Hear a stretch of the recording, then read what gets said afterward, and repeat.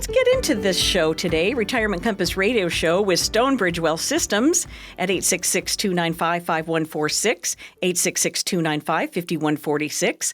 And I have somebody who's done a whole lot of adulting in this past year, and this is Eli Mardock. Now, are you I know you're in the Lincoln office as we speak, but are you generally in the Omaha office? I am, yeah. So I'm the branch director of the Omaha office, and I work there with my colleague, Dan Olson, and we're kind of holding down the fort there in Omaha.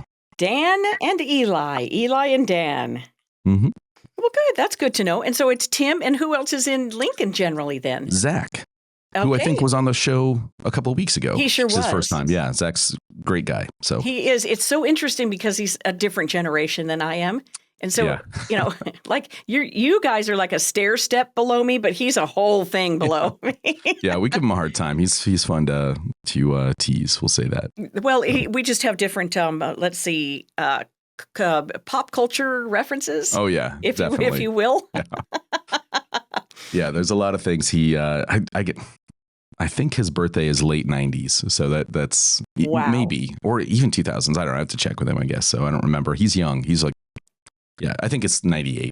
So that's cute. I got married in 1997, so that was weird to have him be so young. Yeah, I was a junior in high school, I think then. Or senior.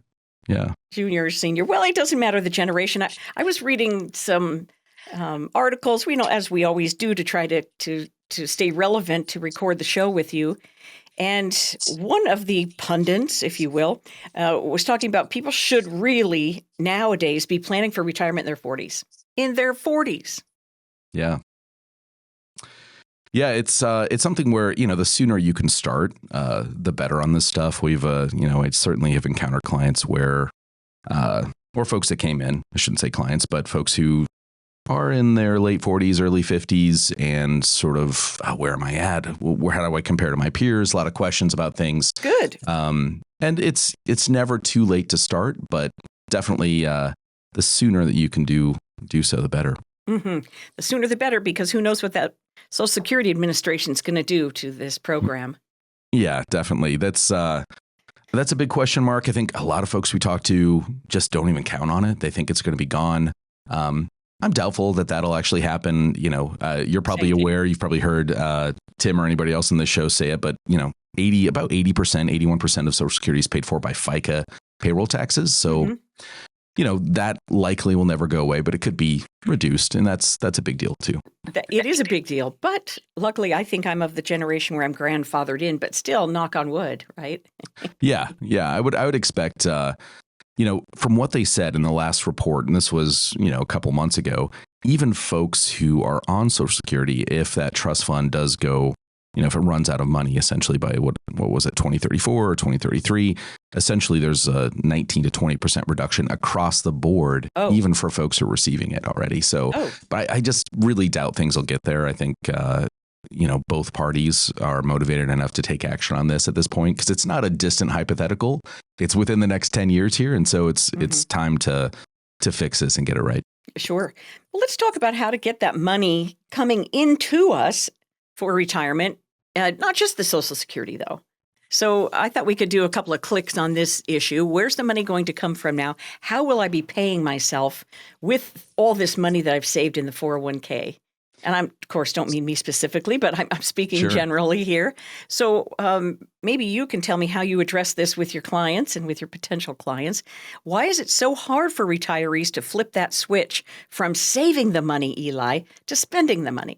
Yeah, it's a big mindset shift. I mean, you've been saving for a lot of folks 40 plus years, and then suddenly spending it seems like you're breaking a rule. You've been watching it grow and grow, and then you're sort of like, oh gosh, I've got to start taking this. So, so it's kind of, you have to create a paycheck here. And so really income planning, I would say, when we look at comprehensive financial planning, and you look at income planning and investment planning and taxes and Medicare and long-term care and eventually legacy planning, the cornerstone piece, if you were to say those are all puzzle pieces, the cornerstone piece is income planning. And the first step is really getting Social Security right and making sure that however Social Security looks, you're sort of putting that puzzle piece in place. But then when it comes to income, taxes get really complex. They're not intuitive. So the way that you're taxed on different types of income is not what you would necessarily expect. So, for example, based on your different income sources, whether that's going to be from an IRA or 401k, or let's say you have a pension, if you're lucky enough to have a pension these days, or you've got money from capital gains, or income from rentals or anything like that. These income types interact in ways that can be surprising. And when you sort of take income from one source, it can change the way another source is taxed. That's a very interesting way of putting it. The incomes do interact with each other in specific ways. And we, as the general public, I don't think we understand exactly how all these things work. So that's why you would want to bring in a professional to help you make sure that you're not leaking money to the IRS. And I'm going to give out your number. It's 866-295-5146, 866-295-5146 to reach Stonebridge Wealth Systems. Or you could go to, speaking of taxes, stonebridgetaxbill.com and find out how your 401k or IRA money is going to be taxed over your retirement years. And this can be kind of eye-opening. And I bet you get a lot of clients, once they go there, they're like, wait a minute. It can definitely be an eye opener. Yeah, we've had a lot of folks come through that have taken a look at their tax picture in retirement and sort of say, well, gosh, what are my options here? And usually the sooner you act, the better on it. It's harder to do things later and to make changes than if you take action sooner. So I feel like, Eli, it's also precarious to think about living off of your IRA or 401k and taking distributions, as needed in an ad hoc basis. This seems a little precarious to me. This is like, walking a very thin line between having a fun retirement and an easy retirement and having a stressful one where you may run out of money. Definitely. Yeah. Really what you want to try to set up is what we call a stable retirement ratio or stable income ratio. And so as much income as you can have that isn't tied to market volatility, that's really ideal here. And I think for peace of mind as well. So a lot of folks will say, well, gosh, I feel comfortable about my retirement picture. I'll take 3 to 4%, that sort of thing. What happens when the market's down? What happens when the market's down 20, 25%? You have to change your lifestyle as a result of that. And so there's a couple things we can do. We can use bucket theory, which is it's a strategy. Essentially, we're taking 5 to 7 years and putting that in a cash-like account. So let's say maybe money market, you're earning 4% right now or a little bit lower, maybe 3.5%. And that's something that isn't tied to market volatility. Some folks will have a pension that might go along with Social Security. So Social Security is that base first thing where, okay, this is stable income. It's not tied to market volatility. It can't run out, supposedly. Then you could potentially add pension. Some people will use an annuity as well to create a pension, essentially. And so that's something you just have to be, I think, very careful with. I call annuities the A word because people are very charged about annuities. But the reality is that it's a tool, and used in the correct way, it can really be beneficial for someone's plan. But used incorrectly, it can be terrible. And that's, I think, why they have a tough reputation sometimes. So but there's a lot of different options to create stable income. Very good. Very good. I feel that you might be speaking a separate communication language when you're talking about financial planning and getting all these ducks in a row. Do you think that's a barrier of entry for the average person? Yeah, that's possible, and hopefully I didn't use any terms that were unfamiliar there. Because I really try to. I don't know. Yeah. I think it's just one thing with this. We're big believers in having the heart of a teacher, as Dave Ramsey would say. And so for us, as much as we can do that helps folks understand these concepts and break down really complex things into concepts that are easy to understand. I mean, that's really the goal here. And hopefully, hopefully folks who listen to the show get some of that financial literacy. Well, I certainly think so. But people don't like to. I don't know why this is. I must be divinely inspired by this today. But I don't think people like to be embarrassed or made to feel that they. I'm a college educator. I'm a principal of a school. I'm an engineer. How come I don't understand this or I've never heard about this before? Yeah. Well, I've never heard of most engineering things. So There you go. it's sort of, for us, it's what we do all day, every day. Nice. And that's important, and that's something where if I needed to have a medical procedure done, I'd want to work with someone who does it all day, every day, and is an expert and has been in that position and knows what to expect. I think a lot of folks right now, we're sort of in this time where there's a balance between, well, I'm a college educated person. I understand a lot of this stuff. I'm going to consult with Professor ChatGPT and get it right. But the reality is one, there's a lot of inaccuracies there. And two, if you were on a plane, for example, of course, there's autopilot to make things easier for the pilot, but you wouldn't want the pilot not to be there. You want someone who's been in that seat for thousands of hours in different conditions, bumpy or not, that knows how to handle things that, autopilot wouldn't. So Sure. I'm going to give your number again here, 866-295-5146 to reach Stonebridge Wealth Systems, 866-295-5146. What will happen when you call that number is that whichever office you want to be seen in, because Stonebridge really covers the Midwest, and if you want to be seen in the Kearney office, then we'll route you that way. But you will reach a human being, 866-295-5146.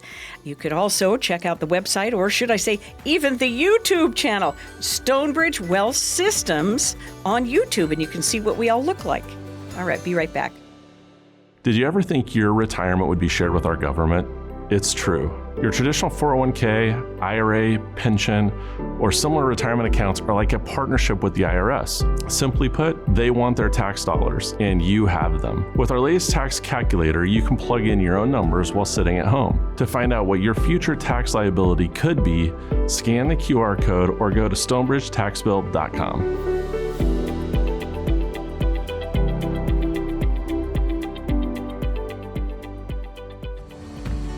Welcome back to the show, Retirement Compass Radio Show. We need a jingle, I feel like. But the fellas wouldn't that be fun? Fellas and ladies at Stonebridge want to get you to where you want to go in your retirement years.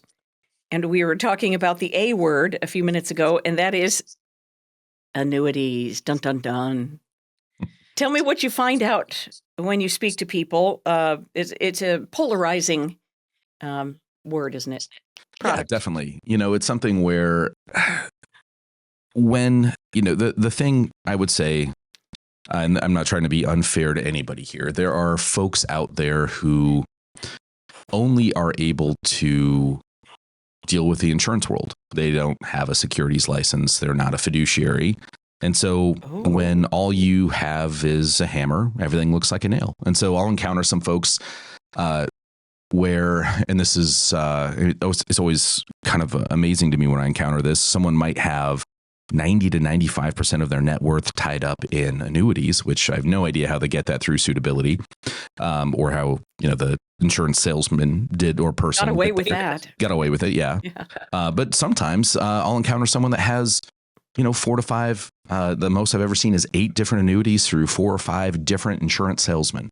And so how can you have a comprehensive, strategic, thoroughly thought out plan when you've got, and they're not, I'm reticent to call them advisors. They're more like insurance representatives, essentially, because they're not providing comprehensive advice on someone's entire financial situation. So there's that end of the spectrum where someone essentially has encountered salesmen or salespeople who want to sell them on a lot of annuities, and that's all they can do. So all they get is annuities, versus there's some folks who could benefit from an annuity that just have heard enough about them that, whether it's going to tie up your liquidity, or people just sell these because they're really high commission, which can be true. Absolutely. I think these are all valid critiques of annuities. But the reality is, if you're working with a financial fiduciary and someone who's legally obligated to put your best interests first, and is using a data-backed approach, there's research and there's data that shows, and there's an Ernst & Young study, which we reference quite a bit, that shows somewhere from 10 to 20, maybe 30% max of your investable net worth in a tool like an annuity to create guaranteed stable income can actually raise the chances of success in retirement for you. And this study was done, Ernst & Young it's an accounting organization. They don't sell annuities. They're not financial advisors. So this was an independent audit of their clients, but they were able to show that these folks actually ended up with a higher ending balance as well than folks who didn't have this tool. And so it's there. There are appropriate uses for it. It's just how do you use a tool in the right way? Any tool can be not ideal if you're using it in a way that it's not intended to be used. Well, you mentioned bucketing. First of all, Eli, this is Retirement Compass Radio Show for those who are just tuning by, 866-295-5146. What about the boring bucket? Why is boring money so valuable in a retirement plan?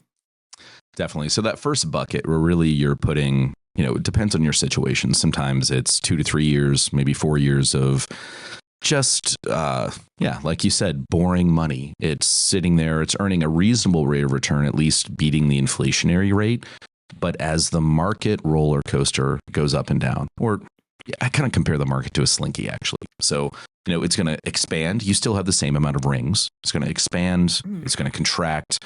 But when it's in that contraction phase, pulling money out can really harm your retirement plan long term. It's something that's called sequence of returns risk. And so there's a lot of examples. We can show you the math behind it. But essentially, the idea here is that when you have large losses early in retirement, and this is all data and numbers based, it's hard to recover from that. So let's say the market's down 20, but you're taking, let's say 5% in income out. Well, it's not a 25% loss instead of a 20% loss. And to get back to break even on that mathematically, you'd need about a 31% return. So how many years does it take you to recover from that? And you can compare that to someone, for example, who would have the same average return. Let's say it's just flat across retirement versus someone that had a great start but a poor finish. Those people end up in a good situation. It's the person that had a bad start in retirement that ends up running out of money sooner.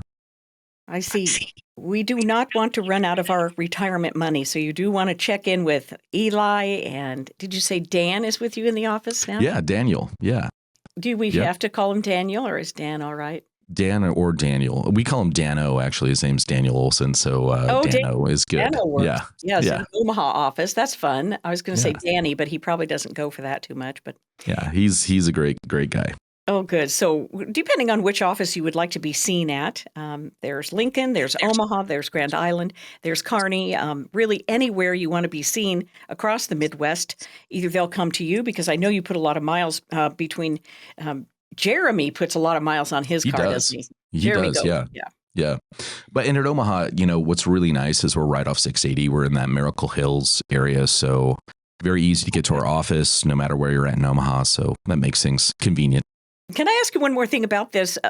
When we're talking about our retirement monies and the buckets and baskets and how to preserve and maintain the monies that we work so hard for, how do you leave space for fun? I mean, how do you plan that? Because it's not just a math equation, is it, retirement?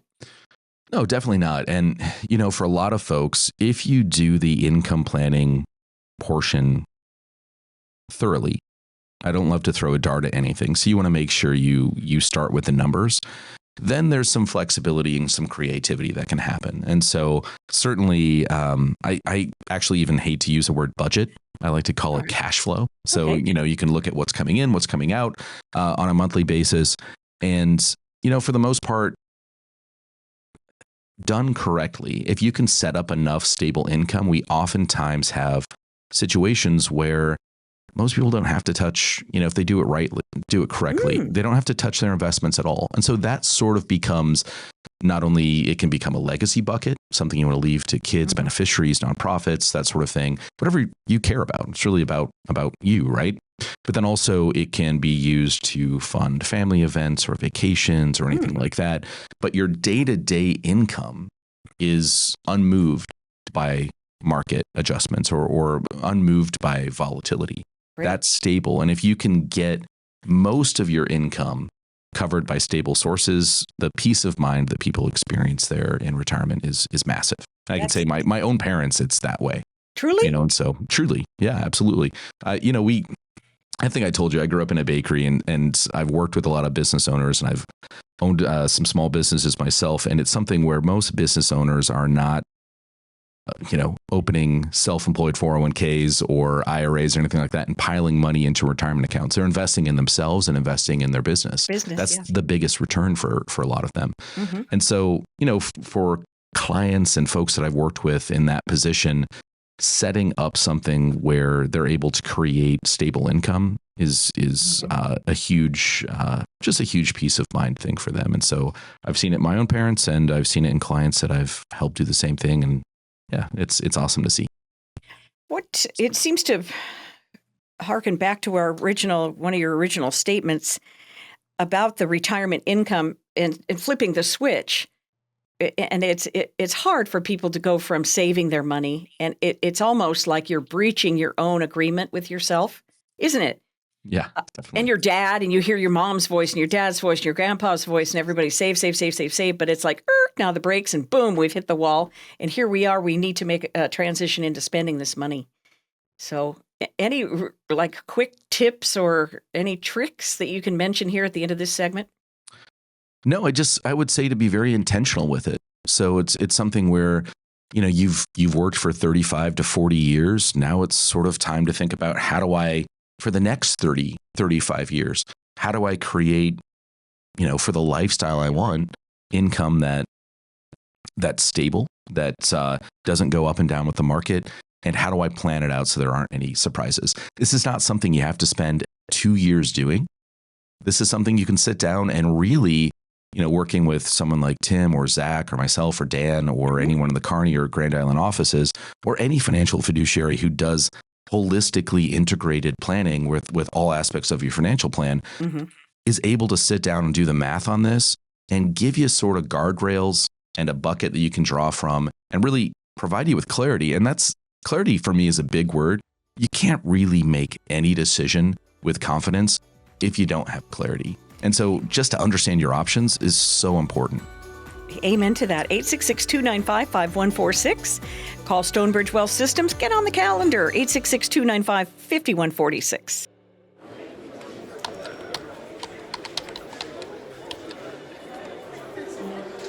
The work never seems to end until the day it finally does. After nearly a lifetime on the job, you should be rewarded for all the time you spent working. Whether that's crossing off items on your bucket list, learning a new passion, or rekindling the love of an old one. After all, life isn't over when you stop working. It's the start of an all-new chapter. The one where you're the writer and you get to choose how your story will go.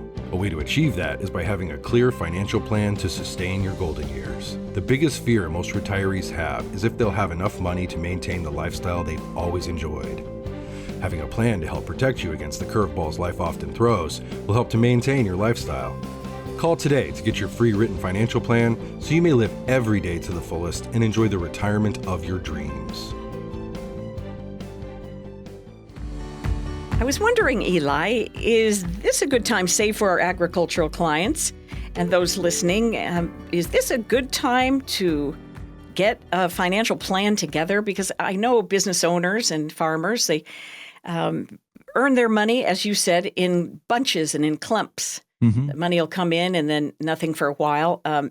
Is this a good time for some financial planning for the future? Because a lot of people are going to be retiring out of business. Definitely, yeah. As we approach the end of the year and for, the folks that we work with in the ag industry, it's a great time to really look at 3 different things as we wrap up the year. One is to sort of do a lazy money audit and a liquidity plan. And so that's just, if you've got cash sitting around, getting another viewpoint on helping you sort that out. What needs to stay liquid? What could earn more? And what might be better gifted than fought over later? That can be a key thing. The second thing I'd say is just looking at legacy and land transition. For a lot of folks, this is left far too late, and it's not something that, it's sort of hastily done at the last minute to, because it should have been done earlier. And so, but just if you haven't yet deciding who gets the ground, who gets the shop, put together a simple map of what you own, who owns it, and how it flows to the next generation, whether that's with a trust or without a trust. There's different things there, but planning that stuff sooner rather than later is really important. And then, as we approach the end of the year, a big thing is just to look at your tax strategy. And you can get out ahead of things just by putting together a straw plan of equipment purchases, prepaying things, or any sort of Roth or SEP contribution windows. All things that are really helpful to look at the end of the year is, once the busy time kind of dies down here. Mm-hmm.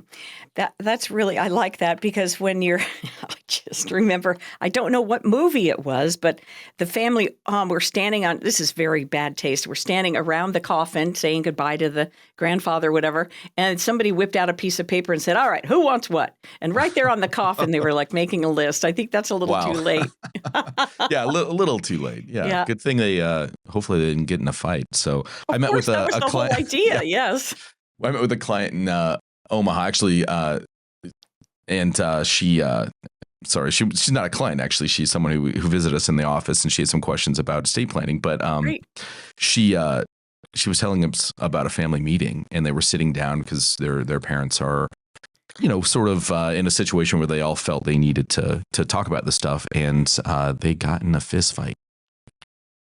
And so, I mean, her description of this family event was awful. But we see that stuff a lot. The advice here, of course, is, don't do that to your family, and just make sure you communicate and make sure you plan on this stuff in advance, because great families and families who have great relationships, when everything's going great, suddenly things get ugly. Mm-hmm. When estate planning questions come up, or when someone feels like they've been shortchanged or things aren't fair. Mm-hmm. It's really sad, too, because I can think of my neighbors across the street from me growing up. And when the dad passed, he had a collection of World War II memorabilia because he was a pilot. Oh, cool. Right. And one of the sons-in-law said he was promised this bit of memorabilia. And then one of the daughters said, no, I was promised this bit of memorabilia. And it split the family right down the middle.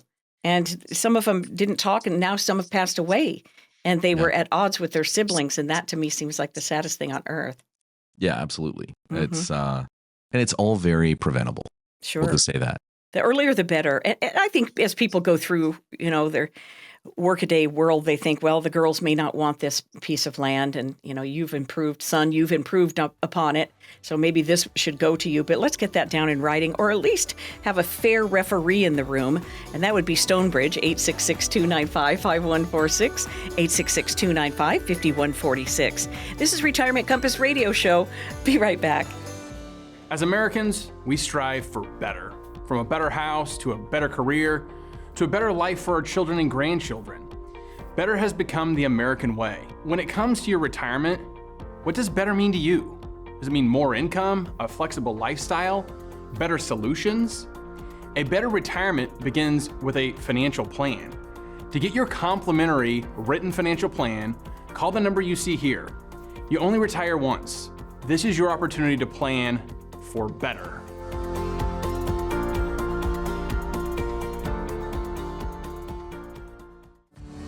Well, I'm delighted to have Eli Mardock on the show today. It's usually Tim or Jeff, but guess what? It's Eli. And this is fun. I'm Jackie Selby. This is Retirement Compass Radio Show. He's in the Omaha office with Dano, and you guys have offices really spanning the state for sure. But whether you're in, northern Kansas, Sioux Falls, you guys are happy to head out and help folks, because sometimes people can't get out.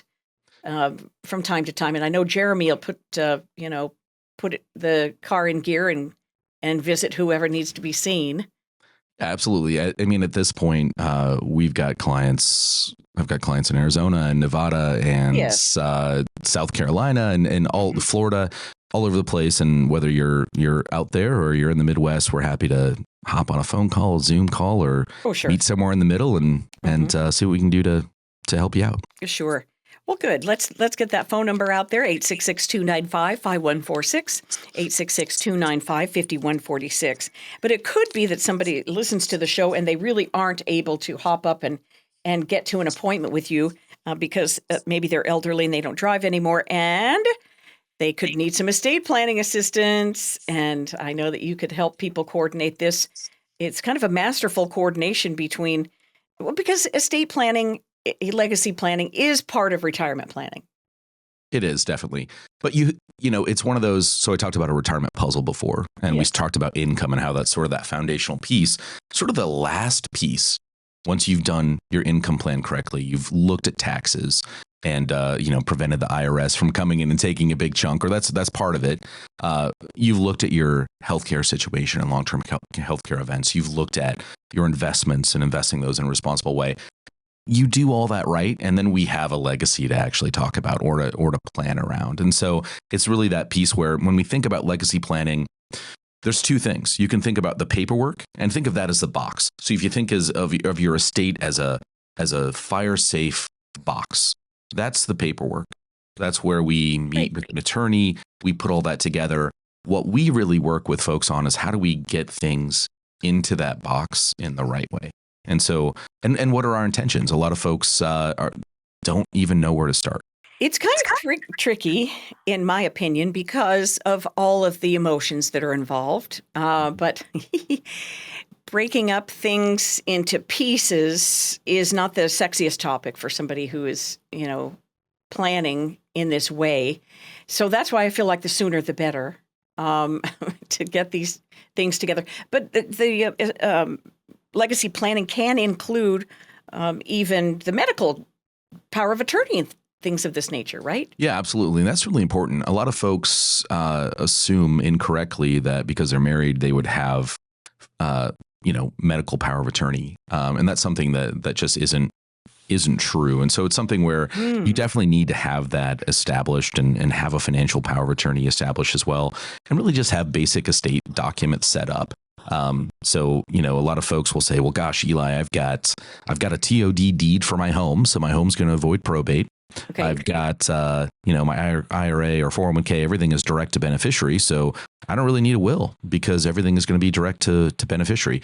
But it's really not true. You really need a will just as a catch-all for anything that we wouldn't have accounted for. And that could be things like intellectual property, or it could be the possessions in your house. It could be, there's a lot of things where, again, you want to have that essentially $500 piece of paper or, $800 or whatever it costs to do a will these days put together. And it's, $200 if you do it online, just to catch everything else. Okay, but then, but having that foundation and making sure that's something we do with our clients and everyone that comes in the door, when we look at their retirement compass, we do a complete audit of their entire estate and their situation and say, okay, well, here's the issues here or potential issues. Here's how we need to address them. And here's very specific action points. That's very good. Very good. The number to call in and get an appointment to have everything looked at, a nice comprehensive view of what's going on with your portfolio, 866-295-5146, including your estate plan, 866-295-5146.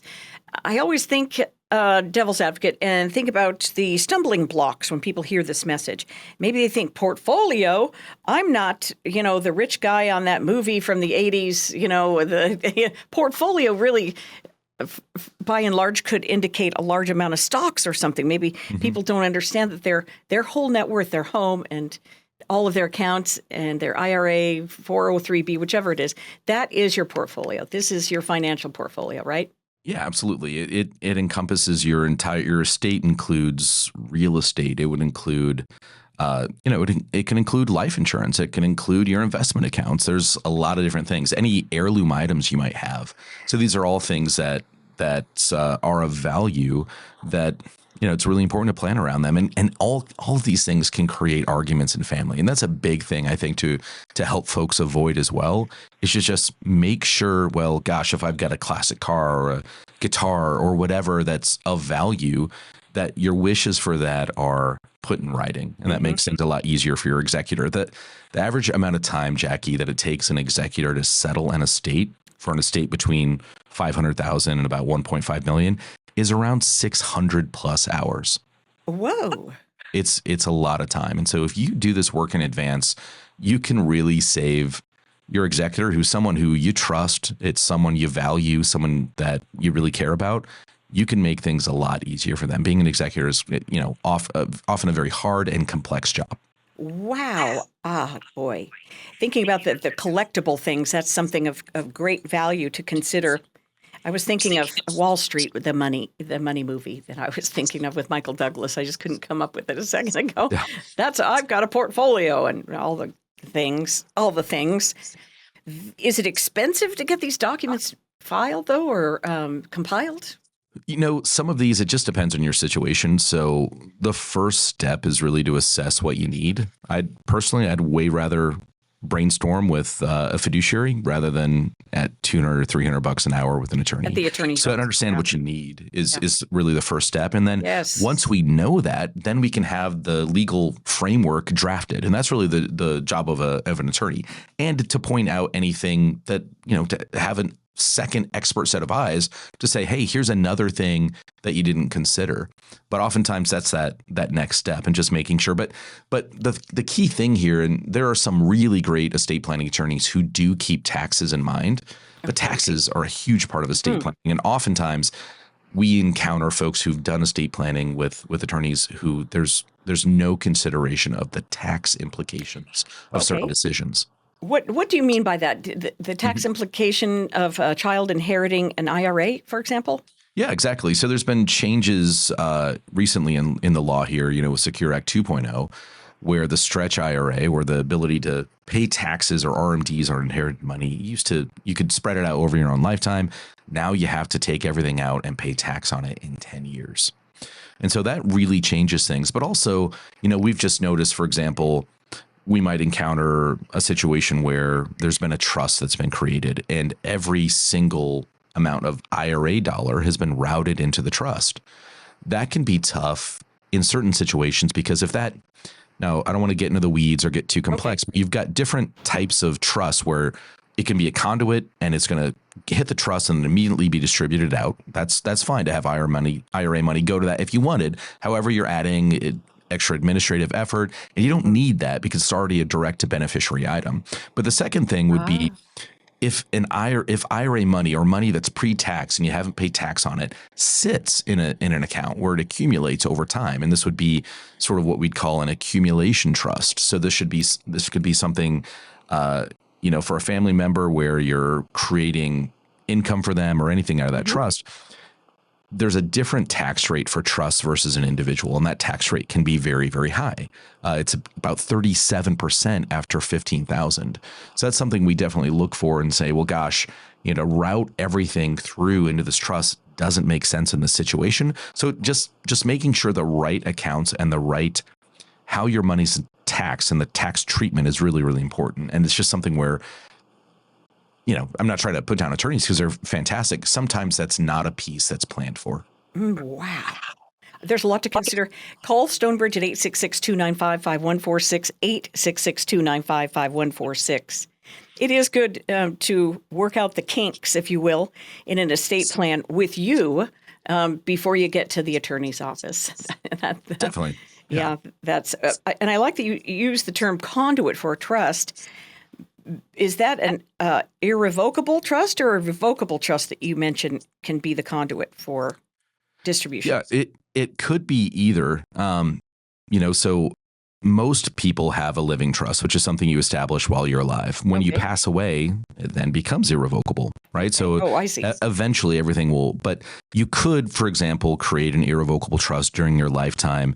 We see people use that, for example, to avoid, let's say they're worried about Medicaid Spend down or right. reclaiming a home or something. So you could put your home in a trust to protect it from Medicaid recovery, essentially, or any assets, as long as you're doing it within a certain amount of time before, if you ever did need to go on Medicaid.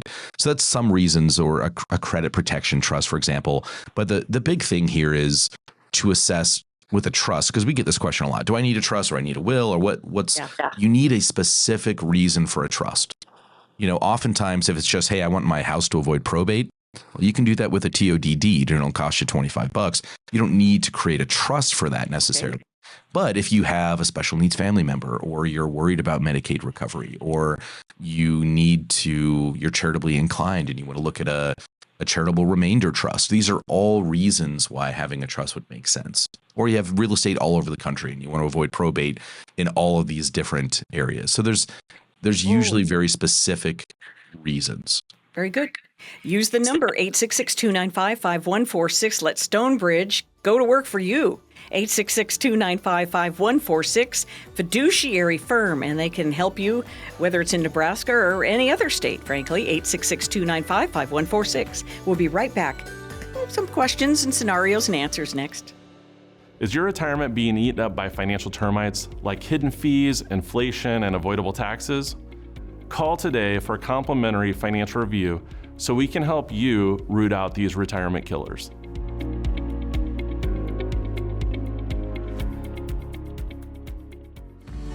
Let's talk about some scenarios here on the big program, Retirement Compass Radio Show with Stonebridge Wealth Systems. And I have Eli Mardock, and he's in the Omaha office along with Dan O'Neill.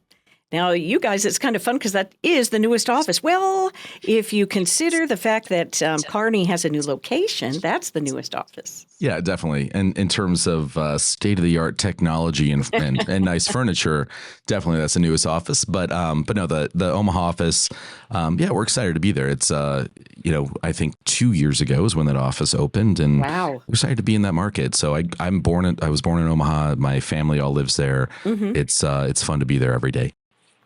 That's wonderful. Are your parents still in business? They had a bakery, and are they still in business? They're not. No, my dad is approaching. He is 80. No, approaching 80, October 2nd. So, right. Sorry, Dad. I don't know if he wants me to put his name or his age on the radio show, but no. So, he's retired, and my mom is she's 5 years younger, and she's retired. So they're just doing their grandparent thing, I guess. So, well, that's nice that they have you close. And do your siblings have children? Definitely, and they're all in Omaha. So my kids are kind of the distant ones, being 45 minutes away. But the other ones live near them. So that's nice. They're nice and busy. Yeah, the grandparent thing. So who's cooking Thanksgiving then for the whole lot of you? We kind of do a potluck, and we rarely have a traditional Thanksgiving. We're always having pizza or soup or something like, whatever everyone wants to eat. So we don't do turkey, and we sometimes do turkey, but it's not, it's not something where, it's traditional Thanksgiving stuff. It's not Grandpa at the end of the table carving the thing with that 1970s electric carving device. No Norman Rockwell type scenes going on. Oh gosh. Well, I am looking forward to that. We're around the corner, aren't we, from all the fall activities and the corn maze and the pumpkin picking and things of this nature. But family is what it's all about. And so I thought I'd roll a couple of these scenarios past you and see how you handle them. Sure. This first one is folks who are considering a Roth conversion. I hope you can talk about that. They're not sure if their upfront tax hit. If they do convert some of their assets, let's consider somebody who's about 64 and working part-time. First of all, can you tell me what a Roth is and how do you convert your money to a Roth account? Definitely. So Roth is, really one of the three buckets. So when you think about buckets in terms of taxes, we've got taxable, which means it's pre-tax, post-tax, but you're going to pay tax on the gains. That's what you have in your bank account. So, or if you have a brokerage account, okay. The next would be tax deferred. You can think of your 401k, 403b, 401a, IRA. That all fits in that bucket. You haven't paid tax on it yet, and you're going to have to at age 73 or 75, depending on your birthday, on what you were born. The third bucket is that tax exempt bucket, which is the Roth bucket. And I kind of call it the holy grail of retirement and legacy planning. It's where you've paid tax on it and you will never pay tax on it again. So I compare it to, in very Nebraska terms, would I rather pay tax on the seed or the harvest? Definitely the seed. I think where most people, you can just right away understand why that makes more sense. Sure. But is there a perfect time, an optimal time to do these kinds of conversions? Is there an age or a tax bracket that is your cue there? It really depends on your unique situation. So probably the biggest pet peeve I have is someone will say, well, gosh, I talked to somebody about this and my neighbor said, don't do it because, of this, or my accountant said, nah, don't do it because for this reason, that sort of thing. And again, I'm not there's amazing CPAs and accountants out there, but I'm a big believer in looking at the numbers. I never want to throw a dart at something. And so All right. I simply just don't want to offer an opinion on a Roth conversion without looking at what the data says, because the math will tell you exactly whether it makes sense for you to do a Roth conversion or not. And oftentimes we just have folks who offer an opinion and they've never done an analysis and never looked at the how it would affect people. But generally, to answer your question, if someone's, let's say, 64, that's, oftentimes we'll see maybe break even on that tax hit is around 6 to 8 years. And so it absolutely makes sense. And oftentimes in a situation where, for most people, again, this is very, very general. So, but for someone at that age, generally when we analyze things, it will save them a significant amount of money to convert money from an IRA to a Roth, because it's going to either drastically reduce or eliminate their RMDs, or required minimum distributions. And also and that, it keeps them under a certain tax bracket later in retirement, keeps them under certain Medicare thresholds as far as surcharges. That's very important. And ultimately, it stops the IRS from taking 30% of it or 32% of it when you eventually pass away, because that money passes tax-free to your children. So a lot of tax benefits with a Roth conversion, and something that I definitely encourage everyone to meet with a fiduciary, do a thorough analysis of this that looks at the numbers, and don't guess about it. Just look at the numbers. Just look at the numbers and have a professional help you do that. It's a no cost, no obligation meeting when you meet with Stonebridge. Regardless of which office you would like to meet one of the guys or gals from Stonebridge in, 866-295-5146. If we haven't mentioned that in the show, it's no cost, no obligation, because they just want to get things rolling for you, and they're committed to helping you with your retirement plan. It's a service they provide in the community, and of course they're in business if you're going to do business with them, but they'll explain everything to you. They're completely transparent on if there is a fee for something. 866-295-5146. Tim always says that. We are in business. Yes. So I thought It's funny, though, because, we oftentimes will meet with folks who they'll come in for a meeting and they, for whatever reason, they're like, oh, well, I don't have enough money for you guys who don't want to work with me, or, that sort of thing. But I can tell you, it almost sounds too good to be true, but it's really true. Everyone who steps in our office and comes in, and size doesn't matter. It's all about, our first goal is, what can we do to help you and send you, even if we don't work together, which, sometimes we're not the right fit. That's completely fine. We can part as friends, but we want to send you out the door better than when you came in. And that's really important to us. I think, and it's so good for the confidence to understand how all these things that on the compass fit together for your particular situation, because it doesn't matter if, a fella has spent his career as a plumber and he's getting ready to retire, and his wife has always worked inside the home. That's just one scenario, let alone people who own land, like you said, people who own businesses, folks who work at the university, whatever the case may be. It's such a relief to get somebody working on your side and not get advice from the person who is, above you at the job. They're like, oh, you don't need that stuff. Sure. Or the guys over at the pool hall. That's a silly thing to say, but But we hear that all the time. Oh, well, my dad did this, so I should do that. Well, your dad's situation is completely different than your situation. Your dad might have had a pension. Your dad didn't have any Roth options. There's just, it's completely different. And your situation is as unique to you as your fingerprint. And that's why, again, blanket advice, that's a tough thing to give over the radio. Again, my answer to that question with Roth conversions would be, your unique situation, you deserve a unique analysis that is, tailored to your exact financial landscape. Good. Eli, a couple of weeks ago, we did a show about 30 years ago. Just think, about 30 years ago, people only lived an average of 17 years after they retired, and everybody retired by 65. And nowadays we could live 30, 35, 40, 45 years after we retire from that primary job. And AI is going to affect things. They talked about this last week on the show, but it's good to have consideration from all points on the compass. 866-295-5146. All right, here we go. It's a Social Security situation, eager to claim at 62 years old. So many people are. However, it just depends, right? Say there's a spouse, Eli, that's 67 and already collecting, and here comes that next spouse at 62. How do you coordinate the timing of these things? Yeah, you've got strategic options or opportunities, but there's trade-offs with those as well. And so the key decision, I'd say, is whether you want to prioritize monthly income now or higher income for life, especially for the surviving spouse. And this is where it goes really into spousal planning. So, if the person were to claim at 62, their benefit would be permanently reduced by 30% compared to waiting until full retirement age, which would be either 66 or 67, depending on their age. I think 67 in this case. Mm-hmm.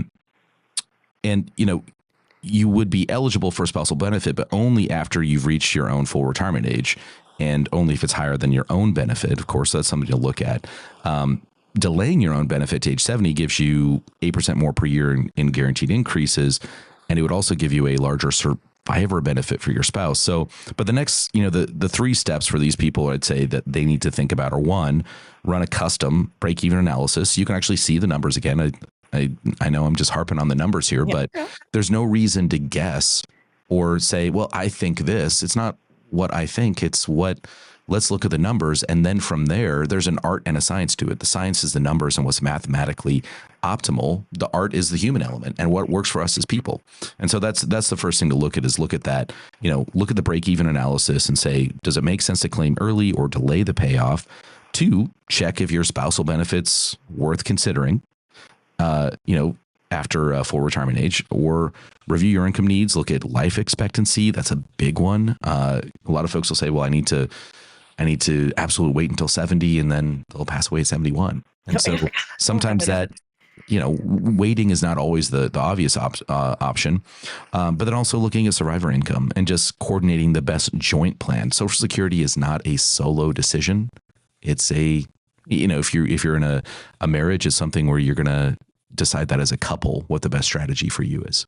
Great. And it's great to have that professional help. 866-295-5146. Call Stonebridge Wealth Systems. 866-295-5146.